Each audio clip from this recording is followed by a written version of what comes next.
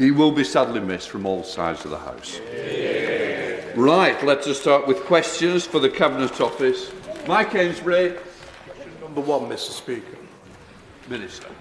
Thank you very much, Mr. Speaker. If it's all right with you, I'd like to answer questions 1 and 10 together. The Grenfell Tower Inquiry is a statutory inquiry established under the Inquiries Act 2005. Under the Act, the drafting of an inquiry final report and the timing of that process are rightly matters for the independent inquiry chair. In their November 2023 newsletter published on their website, they confirm that the report will not be published before April next year, but the panel hopes to be able to send it to the Prime Minister before the next anniversary of the fire, with the publication soon after. Mike Amesbury. I thank the Minister for that response. It's now nearly 7 years since the Grenfell tragedy where 72 people lost their lives. What assurances in regards to discussions has the Minister had in regards to the Chair to ensure there's no further delays in the publication? It's essential, and I know it's echoed right throughout this House, on all sides of the House, that justice is done. Well, I thank the honourable gentleman for his question, and he will have seen further to what I've just read out the report that was published in November, in which the chair explained that the Rule 13 of the inquiry rules requires the inquiry to write to those who might be subject to criticism and give them fair time to respond. And to quote that newsletter, the Rule 13 process is proving time-consuming. However, I hope he'll be reassured by the dates that I just read. Helen. Thank you, Mr. Speaker. The Prime Minister assured the public that Grenfell would not be forgotten. Yet, across many different areas of concern, the lack of resolution to the future of the Grenfell Tower site, the many buildings that have been evacuated with structural concerns, and the lack of justice for survivors themselves, we see a lack of urgency in addressing the concerns raised by the inquiry. When will the Government act to rebuild public confidence and ensure that the necessary measures are taken to prevent a similar tragedy in the future? Look, whilst I thank the honourable lady for her question, I think it is deeply unfair to suggest that there has been a lack of urgency from the Government. The Government, the then Prime Minister, announced the inquiry the day after that terrible event, and we have taken huge action to provide compensation for people, to ensure that no qualifying leaseholder living in a building above 11 metres will face costs of remediation and unsafe cladding. Of course, we are eager to get the response from the official inquiry, and we will take action thereafter. Tanmanjeet Singh Dhesi. I'm deeply saddened, Mr. Speaker, by the death of our dear friend Sir Tony Lloyd. Question number 2, please. Thank you, Mr. Speaker. With your permission, I will take 2 and 9 together. There are well-established procedures in the public contracts regulations for handling emergency procurements, which enable the Government to procure life-saving goods and expertise. These were procedures that we followed so that we could save lives as fast as we could in the worst pandemic in living memory.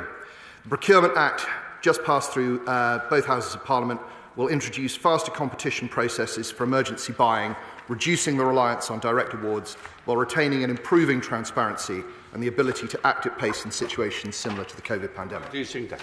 Thank you, Mr. Speaker. I fear the Procurement Act will allow the same horrific waste of taxpayers' money with its approach to public procurement that we experienced during the pandemic, with friends and donors of the Tory party being given first bite of the cherry, while decent local skilled businesses are increasingly sidelined by the government with its approach, as we saw with recent analysis from the British Chambers of Commerce.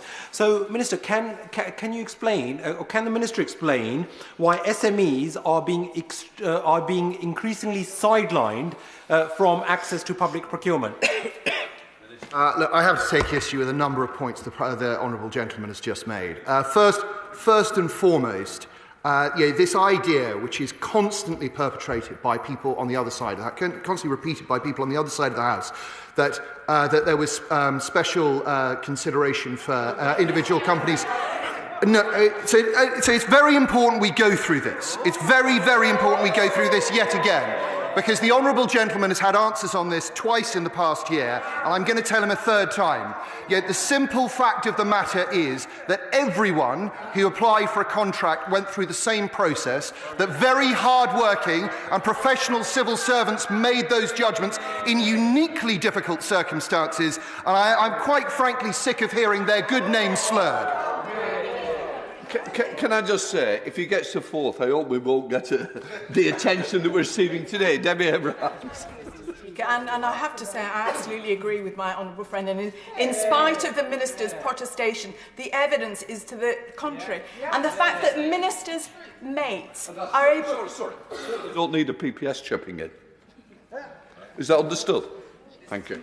Debbie Abrahams. And the fact that Ministers' mates can get these lucrative contracts, as last month's evidence showed, while our constituents, tens of thousands of people, are struggling to put food on the table, is an absolute disgrace. But my question to the Minister, Mr. Speaker, is, of the £12.6 billion of PPE contracts let in 2020, could the Minister confirm, and I have evidence on this, so I advise him to use his language very carefully, could he confirm that up to a third of those are actually fraudulent, a result of profiteering or of conflicts of interest?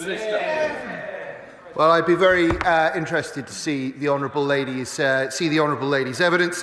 Where there is evidence of fraud, we will of course go after that. We've gone after it in a number of high-profile cases where there are investigations ongoing, and we will recoup as much money we can for the British taxpayer.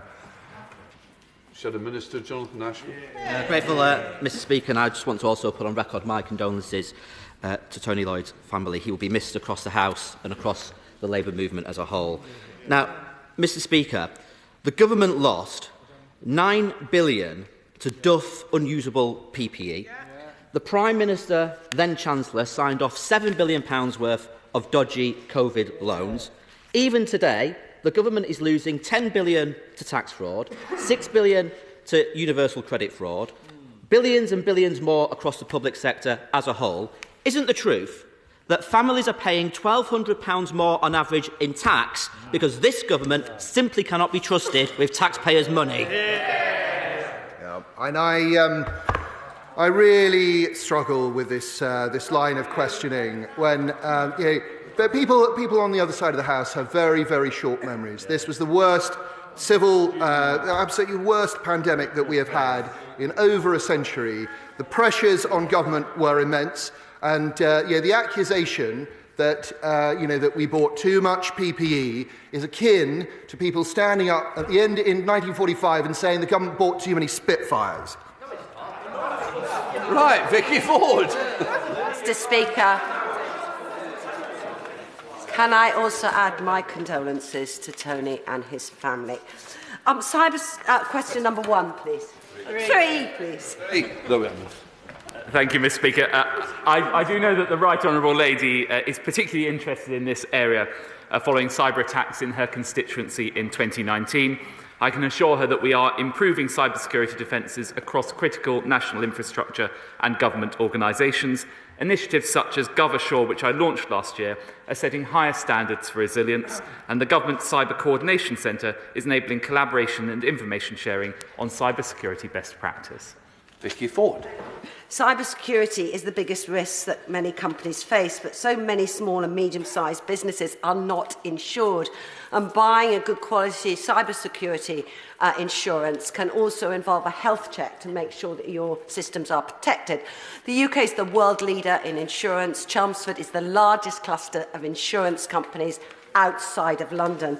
So would ministers be prepared to meet with me and with representatives of the London insurance market to discuss how an improved quality mark for cybersecurity could increase the availability of cover and make sure both businesses and public sector bodies are better protected against this risk? Yes, we'd be very happy to do so. As the Right Honourable Lady points out, cyber insurance plays a vital role in helping to build resilience, and we've got a shared interest in developing it. The National Cyber Security Centre has stood up the cyber insurance industry working group. It's working through all of these issues, and I've met with Lloyds of London. Both I and Treasury Ministers will be very happy to have further such meetings. Thank you, Mr. Speaker. I wonder if the Secretary of State has read the speech of the Auditor General made this week about cyber security and the fact that lack of investment in upgrading our infrastructure does actually make the government vulnerable to cyber attack. Is he comfortable that we are safe from such attack, and doesn't it just show that the Tories are penny wise but pound stupid? Well, I am aware of the speech, and I've spoken in this House on many occasions about the challenges we face around cybersecurity. It's an increasing threat landscape, but at the same time, the government is taking a range of actions to improve our cybersecurity, not least of which I announced Gov Ashore last year. That is about going through all department cybersecurity to bring it up to scratch. We've published the Cyber Policy Handbook, and we've introduced secure by design principles, so all new government IT procurement projects are secure from the outset. Shadow Minister Demney Griffith. Thank you very much indeed, Mr. Speaker. Well, the recent British Library incident is a stark reminder of the terrifying security risk and enormous cost of cyber attacks. And recent ministerial answers have revealed a shockingly high number of red-rated IT systems across government departments.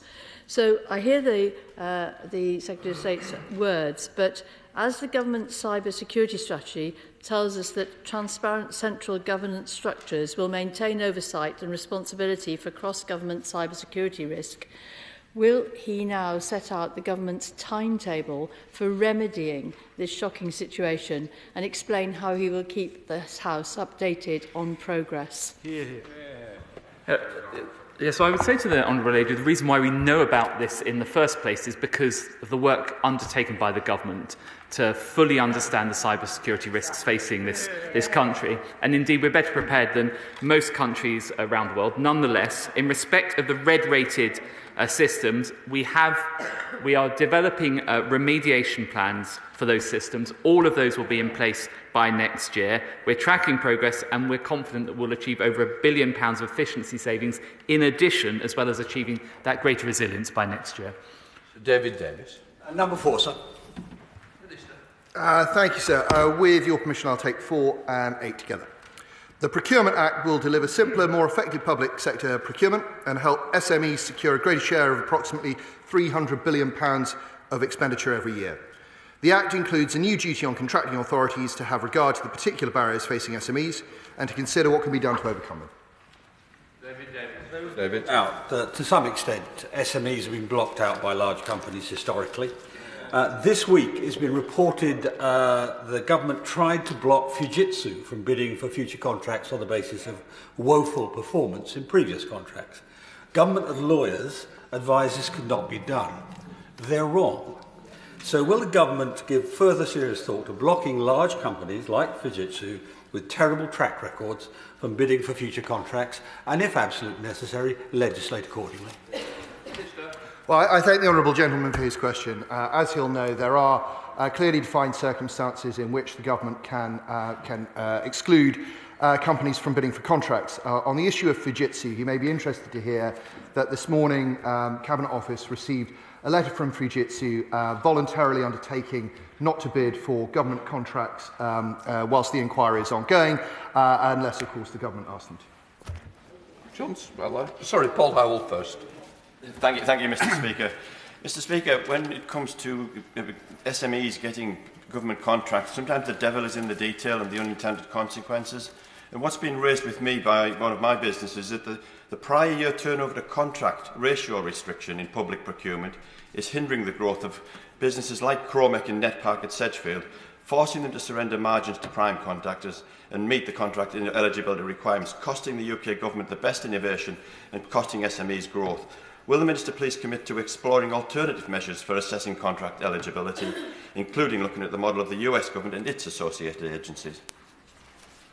Well, thank my honourable friend for his question, and I know that he will have followed the passage of the Procurement Act closely through Parliament, as will businesses in his constituency, particularly SMEs, I hope.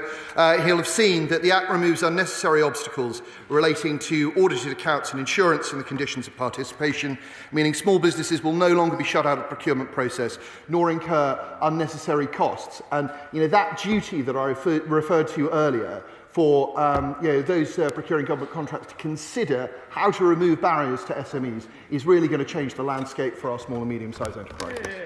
John Spell. But in his reply to the Right Honourable Member from Halton Price, the Minister totally missed the point, because he referred to defined reasons why companies could be excluded. The government and Parliament makes the rules. And they've been dragging their feet month after month, year after year, on changing that in this regard, but also in terms of supporting domestic industry, as every other major economy does. When are they going to actually get this sorted out, get it down to this House, and get it into the rules over civil service intransigence and delaying tactics? Why else did you support Brexit? Well, I think that the honourable gentleman will have heard what I just said to my right honourable friend behind me. But I know that he is a lover of due process, and that he will believe that the statutory inquiry should appropriately have the final word on this. And when it does, we will have absolutely no compunction in acting. Shannon. Mr. Speaker, can I also convey my sympathies, Mr. Speaker, to Tony Lloyd and his family. And thank you, Mr. Speaker, for the opportunity that will come to us more fully in this House to express ourselves as well. I thank the Minister very much for that answer. Minister, my constituency of Strangford and across all of Northern Ireland, we have a large number of small and medium enterprises and businesses that create lots of jobs, wage packets and opportunities. We very much want to be part of this process. I know the Minister is quite keen to support us. Can the Minister convey to us what can be done for defence procurement as one example, but also in the food and agri sectors as well, because we have great companies with great potential to do better. Can the Minister add his support and his help? Well, I certainly can, sir, because as my honourable friend will know, Northern Ireland fantastically agreed to be part of the new procurement regime, and we passed the Procurement Act. Sadly, unlike our friends in Scotland, who will miss out on all of the benefits of the best modern procurement framework in the world. And that means that small and medium-sized enterprises in his constituency are now going to have a better opportunity to bid for government contracts. I enjoyed very much being in Northern Ireland at the end of last year. I'm going in the next few months, and I'd be very happy to meet any businesses you'd like to put me in touch with. So, David Dewey. Thank you, Mr. Speaker. Question number 5. Thank you, Mr. Speaker. The Government will publish its first Women Veterans Strategy in the spring, focusing on specific needs of women veterans. The Office of Veterans Affairs has funded £445,000 to better understand the experience of women veterans and to increase support for those who have experienced military sexual trauma. They do. Speaker, and I thank my right honourable friend for his answer. Will he join me in recognising not only female veterans who themselves served, like I know he did, but who themselves also support veterans in their own local communities, such as my constituent Morag Lightning, who was an RAF veteran who now volunteers as an RAF Association welfare officer and does too many things in our own community to mention, but for which she was awarded a British Empire Medal in the King's New Year's Honours List. And would you join me in congratulating her on that?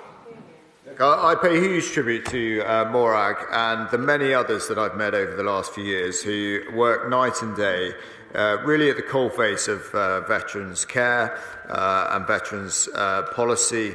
They're the sort of true heroes in looking after our veterans. It is a nation's responsibility, and those who have left the military often set the example in how we look after our fellow veterans. I pay tribute to her and the hundreds and thousands of others across the country who spend night and day helping veterans.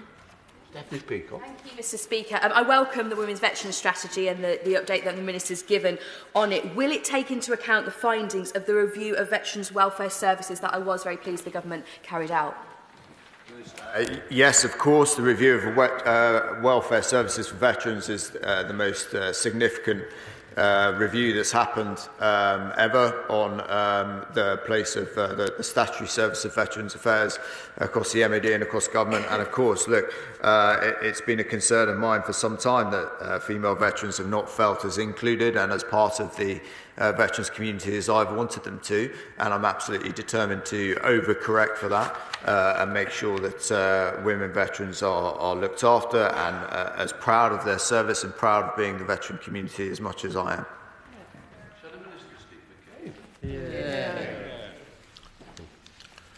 Mr. Speaker, the Centre for Military Women's Research has identified numerous gaps in our understanding of women's experiences in the military, the consequent problems they face, and a reluctance to pursue research on these matters. Is it right to assume that the Minister's Women Veterans Strategy, and I hear what he says about his genuine concern on these matters, is it right to presume that the Veterans Strategy will be his main vehicle for ensuring we tackle these issues? Yeah, absolutely. I mean, the point of doing the strategy is to ensure that essentially the voices that have been unheard for too long are heard. I know that there's an unmet need, and I know that there's pain in the female veteran community. Also, there's huge pride, and there's, extraordinary examples of those who've served and gone on to achieve extraordinary things in their lives. So we will, of course, achieve that balance, but I want to make sure that female veterans are correctly catered for and looked after in this country. I want it to be the best country in the world to be a veteran, and that is all veterans, female, male, across the piece, irrespective of cap badge, and I'm determined to keep going until we get there. Farrell Clark. Number 6, Mr. Speaker. We are protecting our public services from cyber threats through our world-leading government cyber security strategy. We are also tackling the threat at source. Last year alone, we sanctioned 18 criminals responsible for spreading prolific ransomware strain, and we exposed the Russian intelligence services for their attempts to target high-profile individuals and entities through cyber operations. I thank the Secretary of State for his response. But in the wake of the recent attack on the British Library, can he tell us what assessment the government has made of the cyber attack on other non-departmental public bodies, and how will he ensure that they are not vulnerable to similar attacks and the country is not brought to a standstill? Well, I think the Honourable Lady is absolutely right to highlight this attack, and it demonstrates to us it's not just central government. Any agency of government can be subject to those attacks. It's indeed something we discussed at Cabinet just this week. I continue to coordinate activity through the Ministerial Cyber Board, and the National Cyber Security Centre works very closely with government agencies, including the British Library, to ensure they are as robustly prepared as they can be. Nick Smith. Number 7, please, Mr. Speaker. There is an established process in place for the declaration and management of interests held by ministers, as set out in the Ministerial Code. The Independent Adviser on Ministers' Interests publishes a twice-yearly list of ministers' interests, and since 2023, interim updates to the list are also issued as needed. The latest list was published in December. Nick Smith. Mr. Speaker, public appointment declarations are important. As the public face of scandal-ridden Greensill capital, it's been said of Lord Cameron that he earned $10 million, was paid via an offshore trust, and enjoyed many personal flights on Greensill's planes. Yet when challenged over his remunerations, Lord Cameron refused to answer, saying he'd been a private citizen and had declared all the information for the Register of Members' Interests. Now, the reply I received from the Independent Adviser about all of this said that, on appointment, ministers must declare their private interests. So can I ask the Minister how a member can get answers to questions about Lord Cameron's employment before his appointment?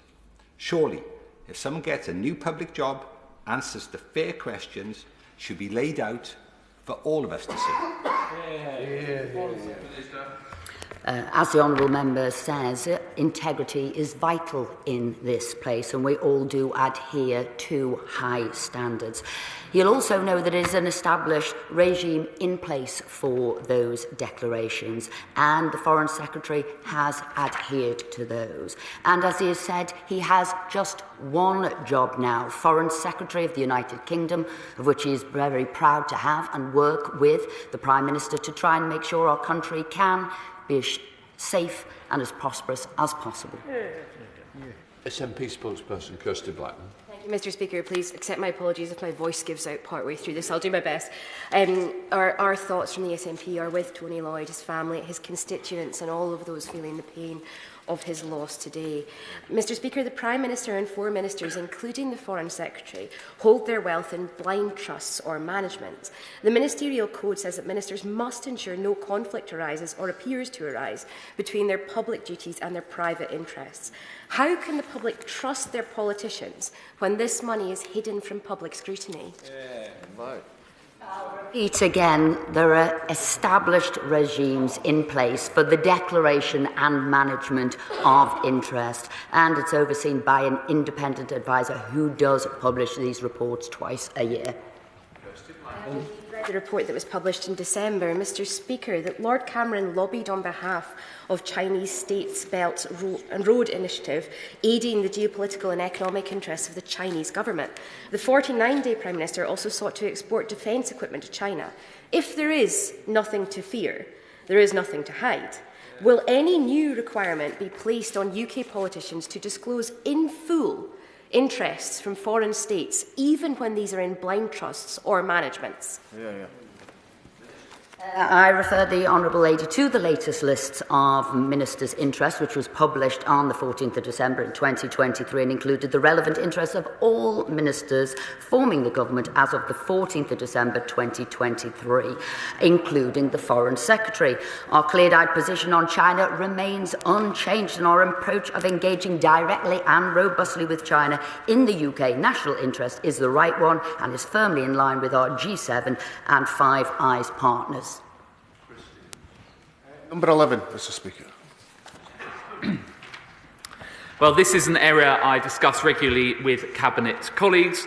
The Incubator for Artificial Intelligence, which I announced last year, will recruit experts from the private sector, academia and beyond. They'll work with departments to rapidly and responsibly develop new applications for artificial intelligence across government. And these are part of radical plans to harness the potential of AI to improve lives and public services. Chris Stevens. Mr. Speaker, and can I join others in paying tribute to the great Sir Tony Lloyd, and our thoughts and prayers are with his family today.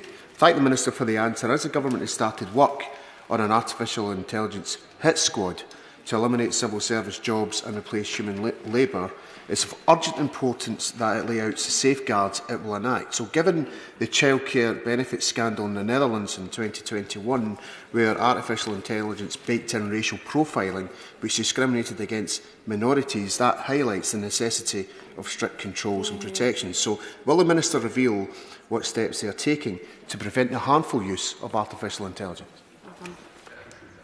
Yes, I would just say at the beginning to the honourable gentleman, it's not the case this is taking jobs off of civil servants, enabling them to do their jobs better and more efficiently for the benefit of the public that we serve in this place.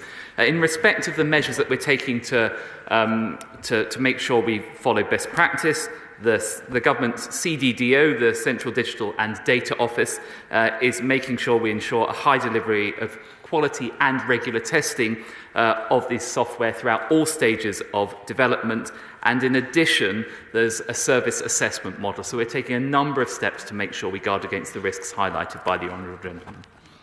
Sam Dixon. Question 12, Mr. Speaker.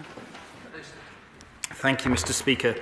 As I've set out on the 18th of December, I'm pleased with progress that we have made in appointing an expert group to assist on technical detailed considerations of these recommendations.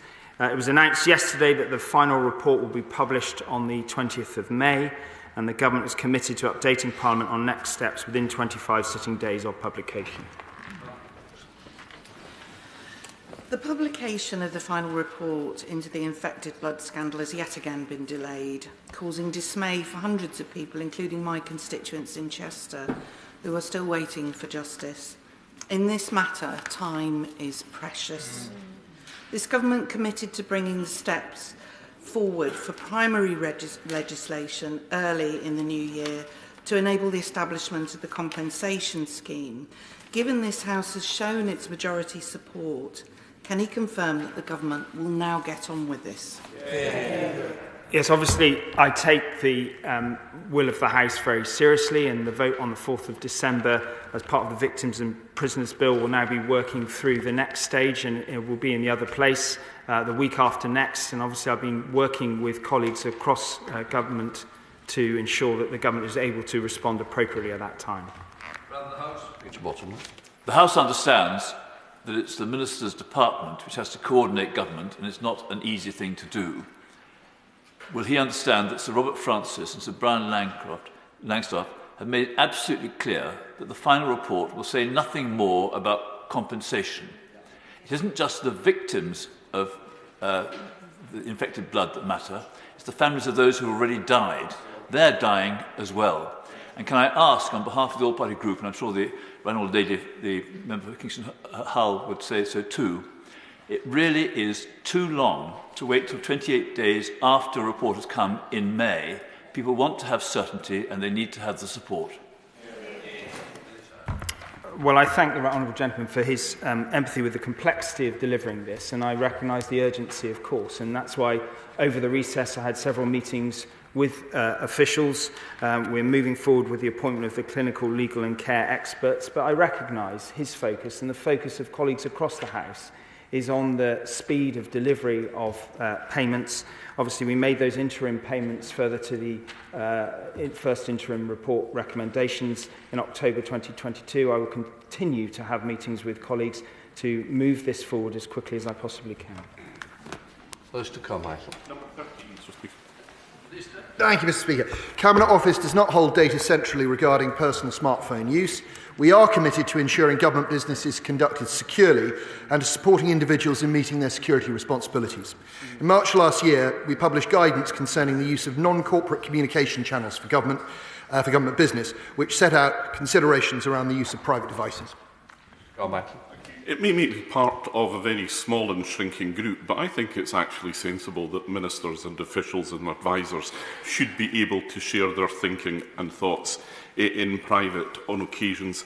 But the truth of the matter is that the constant drip of stories, whether it's Boris Johnson or Nicola Sturgeon or anybody else, and WhatsApp messages not being available when they need to be accountable, is harming public confidence in government and politics. So will the Minister look again about this to see how we can have good government, accountable government and transparent government? The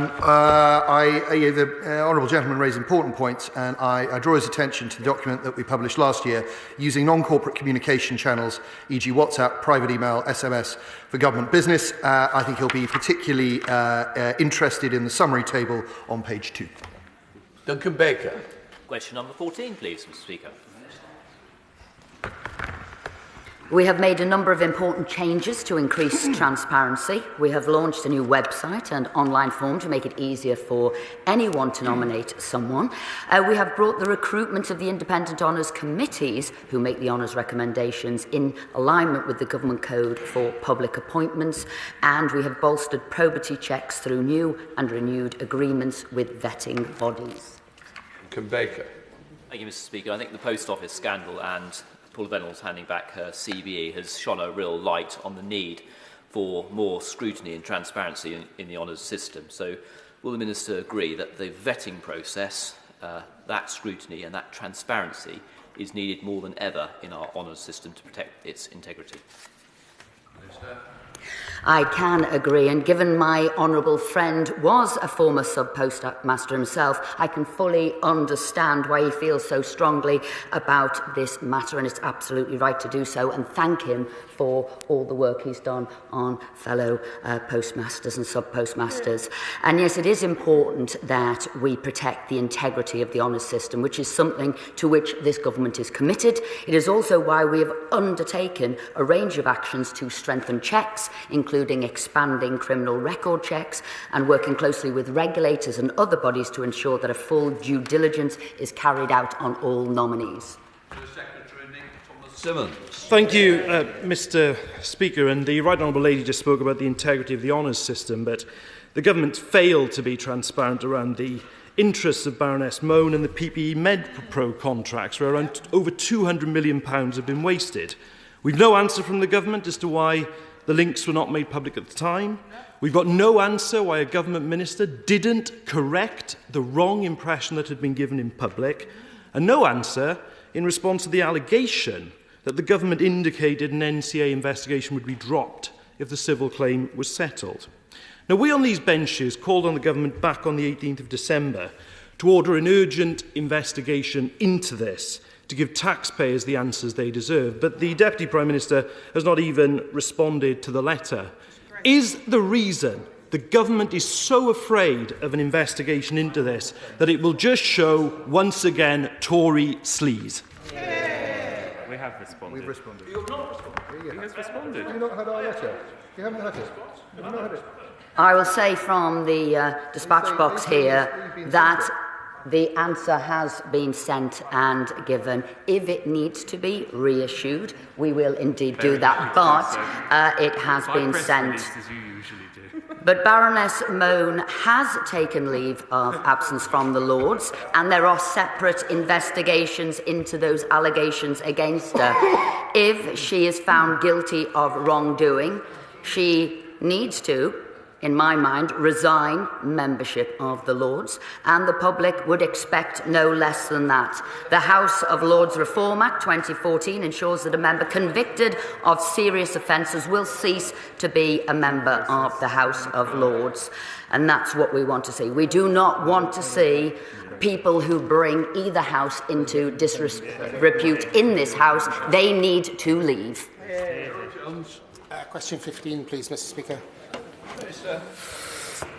Veterans' employment is at an all-time high, with 87% of those leaving service employed within 6 months. We've recently launched the Employer's Guide to Hiring Veterans, showcasing best practice on how employers can benefit from veteran skills and qualifications. I regularly champion veterans' employment with Cabinet colleagues, as employing veterans really is one of the best decisions that businesses can make. Jones.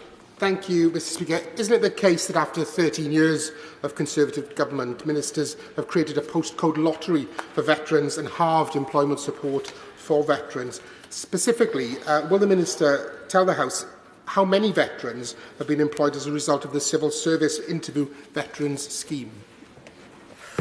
When it comes to veterans' care in this country and how it's changed in the last 13 years, it's hard to take my honourable friend seriously. These services have been transformed. The number of those employed through the civil service scheme, I believe, is over 1,000, but I'll write to him with the correct figure. Having a job is the number one factor that improves the life chances of any veteran in this country. It's a real focus of what we're doing at the Office of Veterans Affairs. I'm incredibly proud of the efforts, but again lament the fact that that is not represented on the benches opposite, and I want to see that as we go into this next election, so veterans know that whoever wins the next election, actually their interests will be represented properly. Go to topicals. Ashley Dalton. Question 1, Mr. Speaker. Mr. Speaker, this week I signed an agreement on biological security between the United Kingdom and the United States. The strategic dialogue will mean sharing more data, collaborating on research and coordinating action, preparing for a whole spectrum of biological threats. I also signed a memorandum of cooperation on cyber partnership with Japan, helping to fulfil a key element of the Hiroshima Accord. And this week, Mr. Speaker, the government is making available a free portrait of His Majesty the King. Yay! Available to all public buildings, this portrait will hang in schools, police stations and local authorities, serving as a reminder of the country's ultimate public service. And, Mr. Speaker, I'm sure the whole House will wish to join with me in wishing His Majesty the King and Her Royal Highness the Princess of Wales very swift recoveries. Thank you, Mr. Speaker. Mr Speaker, it emerged this week that Avanti West Coast bosses were recently caught giving PowerPoint presentations, bragging about receiving free money from the government. Is this value for money? Well, I'm not aware of these allegations, but they sound very concerning, and I'm very happy to look into them on behalf of the Honourable Lady. Dr. Luke Evans. Last year, the government trialled its emergency alert system. This summer, I had the joy of being able to go to South Korea. Unfortunately, I was caught up in the typhoon there. They had many alert systems which would tell you where roads were closed or flooded. In the recent flooding we've had in Leicestershire, the likes of Shenton, Witherley have all come under the cosh of flooding. My constituents wonder, is there a chance that the alert system could be used for something like this, as it does state that on the government website? Yes, well, the service is available, but it's up to local responders to determine whether to put the request in for it. In this case, they didn't do so. I would actually commend the local responders, whether it's the Environment Agency, police or fire services, for their response, but that tool is available to them should they need it. Matt Padden, the Shadow Minister. Thank you, Mr Speaker, and can I echo the condolences that have been given to the family of Tony Lloyd. Further to the question about flooding, yesterday the Public Accounts Committee said that over 200,000 properties in England were vulnerable to flooding, and the budget for flood protection is now expected to cover 40% fewer properties than the government originally said it would. Now, we've seen the devastation that flooding can do in recent weeks and the terrible consequences for those affected by it. Given the Cabinet Office's responsibility for resilience, can the Minister explain why the plan is so far behind schedule and what the Government will do to protect these 200,000 properties who may now be left without adequate flood protection? Well, as the Honourable Gentleman highlights, the Cabinet Office has responsibility for resilience under a lead government departmental model, so DEFRA are responsible for individual flood defences. What I would say is, in respect of flood defences, we have put record sums into flood defences and we have provided record flood defence building. Now, clearly there is further to do to allocate those resources, but we have made considerable progress with it. Matt Padden. Thank you, Mr Speaker. This week, Gareth Davis, the head of the National Audit Office, said ministers could save up to £20 billion a year of taxpayers' money by modernising IT systems, tackling fraud and better management of major projects like HS2. He also said that out-of-date IT exposes the UK to a greater risk of cyber attacks, and we've heard reference this morning to the cyber attack on the British Library. Why is it that time after time the government reaches for tax rises which will leave a typical family paying £1,200 a year more in tax, instead of saving money by getting a grip of these IT projects and major infrastructure projects as called for by the National Audit Office?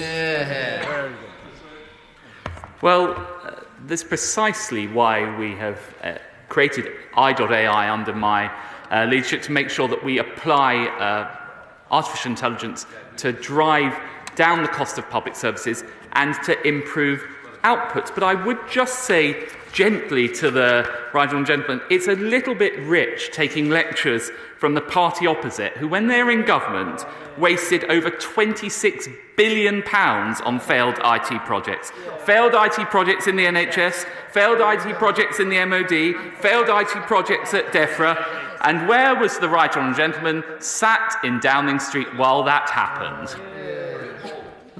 Thank you, Mr Speaker. And can I associate myself with the Deputy Prime Minister's words about the royal family? On the 23rd of February, this House has the opportunity to correct the constitutional sexism. That means that an eighth of the seats in the other place are reserved for men only. Will the government support and work with me on my hereditary peerages female succession bill to ensure that the succession of peerages moves in line with those of the Crown? I thank the Honourable Lady for her question and for the work that she's done in this area. I know that's something that she's thought about a great deal. I will be writing to her in due course. This is a complicated area of constitutional law, but we appreciate the position from which she's coming. Singh, Dhesi.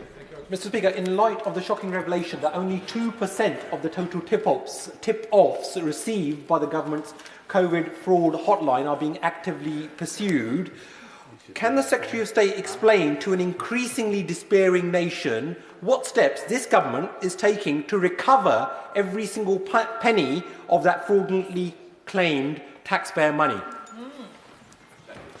Well, that's precisely why we set up the Public Sector Fraud Authority, and I can update the House that in its first year it met more than double its target. In addition to that, there are both civil and criminal investigations ongoing to bring every person responsible to justice if they have defrauded the taxpayer. Caroline Downey.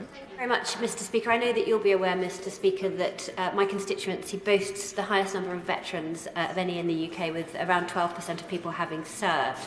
But the Veterans Agency is not assisting me and other MPs like me in serving my constituents because when I raise issues with them, they insist on responding via a ministerial correspondence from the MOD. It means there can be no direct interface between them, and it's very time-consuming and frustrating for my constituents. Can I ask the Minister to get the Veterans Agency to introduce an MP's helpline so veterans' concerns can be answered quickly and efficiently? Thank you, Mr. Speaker. I believe my honourable friend is referring to Vets UK, which is being retired, because I'm well aware of the plethora of issues over that. We have staff there who work incredibly hard, but with very poor resource. And consequently the experience of veterans has not been what I want it to be. We are retiring that brand. We are completely revamping those services. I take a point about an MP's hotline that I know exists in other departments, and I can confirm we're looking to establish the same thing in the new organisation to meet these claims. Thank you, Mr. Speaker. Given the Paymaster General's answers to colleagues earlier, can I just remind them that Sir Brian Langstaff said yesterday that compensation proposals were published in April 2023 and must be dealt with urgently. So can he confirm that Sir Brian Langstaff's proposals are being accepted by the government in full and that there will be no watering down of the decision of this place in the other place discussing the Victims' Bill? Minister. I thank the honourable gentleman for his question. As I said, the next stage of the Victims and Prisoners Bill goes to the other place the week after next, and that's where the government will make clear its response to what the Commons has decided. But as I said to my honourable friend a few moments ago, the issue of further interim payments will need to be considered in the round as the government considers recommendations of the second interim report. We are very aware of the urgency of this. However, as I'm sure he will understand, there is a lot of complexity with respect to the different cohorts, and we are working on that as rapidly as we can with the experts now in place. Baker. Mr. Speaker, ending veterans' homelessness and rough sleeping has been an absolute passion of the Minister. Could you give us an update on how this is faring after the festive period, please? Definitely. I thank my honourable friend for his question. We made a commitment that we would end rough sleeping for veterans in the United Kingdom this Christmas because of a lack of provision. We met that promise. We housed 407 of the most desperate, the most vulnerable veterans across the United Kingdom, and I'm incredibly proud of that. The charge towards ending all homelessness across the UK is clearly something that we are all engaged in, but I'm incredibly proud of the team at Op Fortitude. I pay tribute to Lee Blair and to the Riverside Group who worked throughout Christmas to achieve that objective. It's a fantastic base to build from, and I look forward to the day when these services are no longer required. Helen Hayes. Thank you, Mr. Speaker. This week, the head of the National Audit Office told Parliament that between £4 and £8 billion of annual efficiencies could be achieved by better use of competition. When there are so many areas of our public services on their knees which would benefit from this funding, can the Secretary of State set out what steps he is taking to stop this colossal waste of taxpayers' money? Good question. Yeah, well, better competition, better procurement, very much at the heart of the Procurement Act, which the Honourable Lady will have seen go through the House of Commons and the House of Lords last year. It creates a world-leading framework for the good use of public money in acquiring goods and services. Thanks, Mr Speaker, as others have raised this morning, every week victims of the contaminated blood scandal will die as we wait for the final report. We know the will of the House on this. Why do constituents have to wait any longer for the compensation scheme? And yes, it is complex, but the government have been repeatedly challenged on getting on with this and are still not doing it. We need it urgently. Well, I think, as I've said, if the House of Commons have indicated their will by the amendment, that piece of legislation moves to the House of Lords, and therefore the government will respond at that point. That is the week after next, and that is the process of the House. But I have recognised the need to ensure that we get these clinical, legal and care experts in place. They are in place. They are working on some of the complex issues she alludes to. The psychological support is now in place, but I'm doing everything I can at every dimension of this very complicated problem to deliver it as quickly as I can. Thank you, Mr Speaker. And I've just listened to the Minister's response on that, and I appreciate this is complex, but people are dying. My constituent contacted me earlier this week. He has renal failure and cirrhosis of the liver, and he wrote, and I quote, "Faster resolution on the affected blood scandal before it's too late for myself and others to see a final resolution." It may be too late for my constituent. They can't wait 2 more weeks. Can the Minister outline how many people have received interim payments and how many are still outstanding? Well, a very large number of payments were made available quickly in the last quarter of 2022. I fully recognise that the absolute tragedy that this is. Every death is a tragedy. This is the biggest scandal in the NHS's history. I recognise that. I acknowledge that. There were 141 deaths, the victims' organisations said last year, and I'm doing everything I can to find solutions as quickly as possible. Thank you, Mr Speaker. Mr Speaker, arms-length bodies across government spend over £200 billion a year, and it's an issue that my committee has been looking at. But also, of course, the government launched the Public Bodies Review Programme as part of its latest drive to look at quangos. But there is very little in the public domain. Would the Minister commit to publishing the review as it goes through on individual quangos, but also when will the final publication date be for the outcome of this review? Well, in the spring statement in March 2022, the review of public bodies was announced, as our Honourable Lady knows, and that will give us significant savings. There are 125 arms-length body reviews covering 90% of arms-length body expenditure. Honestly, I'm not familiar with the exact protocols around publication, but I'm happy to look into it, and I shall come back to the Honourable Lady. Speaker, in 2012, the Cabinet Office rejected my request that they fund the forensic investigation into the Horizon IT system by Second Sight. Indeed, the Cabinet Office insisted the Post Office pay for their own investigation, which ultimately allowed them to try and control and coerce the lead investigator, Ron Warmington, thus delaying justice for the sub-postmasters. Would the Minister look into this the reasoning behind this historic decision and write to me about it, please? Happy to do that. Jim Shannon. Speaker, what discussions has the Minister had with the PSNI Cyber Protect team in relation to learn the hard lessons that have arisen from the numerous data breaches of officer information across the PSNI and indeed throughout the United Kingdom? Thank you.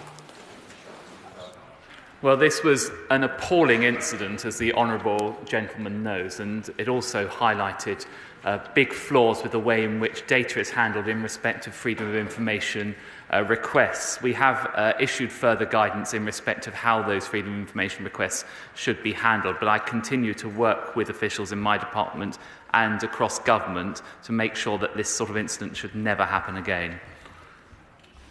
That completes the questions, and of course we will soon be going on to the next set of questions. And of course, as I said, our tragic friend Tony Lloyd, whose death, but we will be paying tributes next week. But I've no doubt the leader who has taken over the seat from Sir Tony may have a comment to make. As we move on, as I say, to the next set shortly, and I'm just watching this clock tick down, and we are nearly there. As we head now to business questions, I will call the chandelier of the House.